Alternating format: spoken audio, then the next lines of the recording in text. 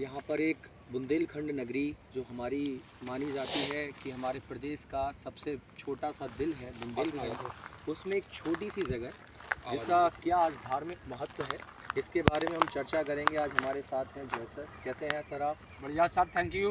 चलिए, तो आप यहाँ पर इस स्थान पर कई बार विजिट कर चुके हैं। जी जी जी। हम यहाँ पर आपसे इस नगरी का और इस स्थान का धार्मिक महत्व और हमारे भारतीय परिवेश में इस जगह का क्या महत्व है और हमारे बुंदेलखंड के लोगों को ही नहीं, उत्तर प्रदेश के समस्त लोगों को इस जानने की उत्सुकता है। कृपया से विस्तार से। Thank you sir. जय हिंद, जय भारत, जय वंदे मातरम, जय बुंदेलखंड। देखिए सौरभ सर, आज हम लोग जहाँ खड़े हैं, मैं अभी सभी दर्शकों, सभी भाइयों को भी बताना चाहूँगा, ये स्थान है टिकौली। अब आपके दिमाग में आ रहा होगा भाई टिकौली कहाँ है, तो इसको जानना चाहिए। टिकौली झांसी जिला के, उत्तर प्रदेश के झांसी जिला के गरौठा विधानसभा के अंतर्गत आने वाली एक जगह है, एक गांव का नाम है। और यहाँ का जो ऐतिहासिक महत्व है, धार्मिक ऐतिहासिक महत्व है, आपने नाम सुना होगा राजा हिरण्यकश्यप। और सभी होली मनाते हैं तो होलिका के बारे में सभी जानते हैं। और होलिका के भतीजे का नाम था भक्त प्रहलाद। तो ये भक्त प्रहलाद हिरण्यकश्यप की जो कहानी है, जो एक राजा रहे हैं, वो आपकी एरच नगरी से लगा है। और एरच के राजा थे हिरण्यकश्यप। और एरच से लगा हुआ 2.5-3 किलोमीटर हम लोगों ने अभी रास्ता तय किया है, वहाँ से लगा हुआ है टिकौली। अब भाई टिकौली के बारे में जानना क्यों आवश्यक है, मैं आपको बताता हूँ। ये वो नगरी है जहाँ पर कहते हैं कि जब भगवान के प्रति भक्त प्रहलाद की आस्था बढ़ती जा रही थी और हिरण्यकश्यप कह रहा था कि अरे भाई मान जा, दुनिया तेरे बाप को भगवान मानती है और तू किसी और को भगवान मान रहा है।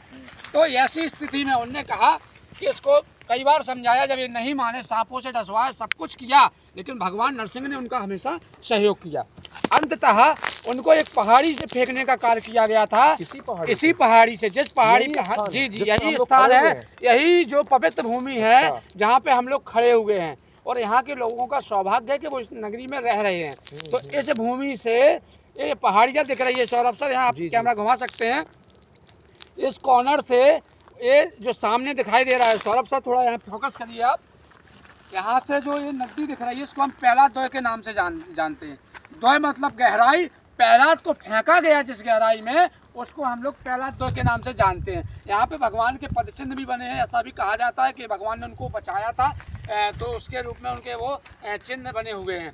दूसरा, ये कहावत और है कई बार कि इस प्रहलाद द्वय की गहराई कई बार कई लोगों ने मापने का प्रयास किया है, और ये वैज्ञानिक और सरकारों को ये काम और करवाना चाहिए, लेकिन इसका गहराई का अंतर पता नहीं चल पाया है, क्योंकि आज तक इसका पानी खाली नहीं हुआ है। कैसी भी स्थिति हुई है, तो जब ऐसी स्थितियाँ बनती हैं। दूसरा क्या है सर, यहाँ आप देख रहे हैं एनवायरमेंट एरिया कितना बेहतरीन लग रहा है।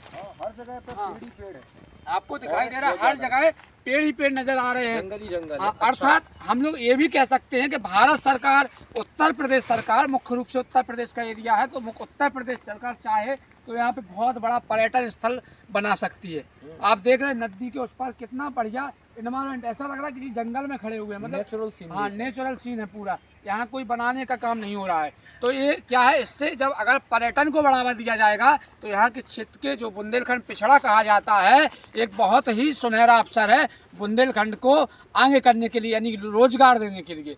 देश विदेश से लोग आए, वो भी धार्मिक, जैसे धर्म के लिए बाबा बागेश्वर भी अभी यात्रा निकाल रहे थे, सरकार भी काम कर रही है। तो मैं कहूँगा कि ये धार्मिक स्थल है, इसको पर्यटन स्थल में बदलने में क्या गहराई है, इसमें अच्छा ऑप्शन रहेगा, लोगों को रोजगार मिलेगा और लोगों को इसकी जानकारी मिलेगी।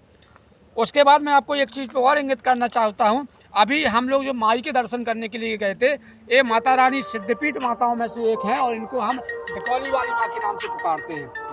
तो कहा जाता है कि यहाँ पर पूरे क्षेत्र के लोग आते हैं, बच्चों के मुंडन होते हैं, जो भी हमारी परंपरा है उनको पूर्ण काम कराया जाता है, परंपराओं को पूर्ण किया जाता है। अर्थात यहाँ पे मन्नत मांगने से हर व्यक्ति की मन्नत पूरी हो जाती है। और ऐसा कई लोगों ने कहा है, जिन्होंने यहाँ पर मांगा है तो उनका ये पूर्ण हुआ है। अर्थात हम लोग ये कह सकते हैं कि ये बहुत, मेरे भाइयों से ये कहना है। सौरभ सर, आप क्या कहना चाहेंगे लोगों को? मैं बस यही कहना चाहूँगा, मुझे इस जगह के बारे में और इसका धार्मिक महत्व के बारे में नहीं पता था, लेकिन आज हमने जय सर से बहुत कुछ इसके बारे में सुना। तो मैं भी अपने मुख्यमंत्री साहब से और यहाँ के जिला प्रशासन से इस आग्रह को करना चाहूँगा और यहाँ पर रह रहे समस्त निवासियों को और उत्तर प्रदेश में पर्यटन करने आए हुए समस्त पर्यटकों को एक बार ज़रूर इस जगह का घूमने के लिए आना चाहिए। और इस जगह की सुंदरता का आपको मैं अपने शब्दों से बयान नहीं कर सकता। इस समय सनसेट का टाइमिंग है और कितना ब्यूटीफुल सीनरी यहाँ पर दिखाई दे रही है। तो आप यहाँ पर स्वयं आएँ और इस जगह का आनंद लें। बिल्कुल, जय हिंद, जय बुंदेलखंड। और एक बार नए एपिसोड के साथ हम लोग फिर मिलते हैं। तब तक के लिए जय हिंद, जय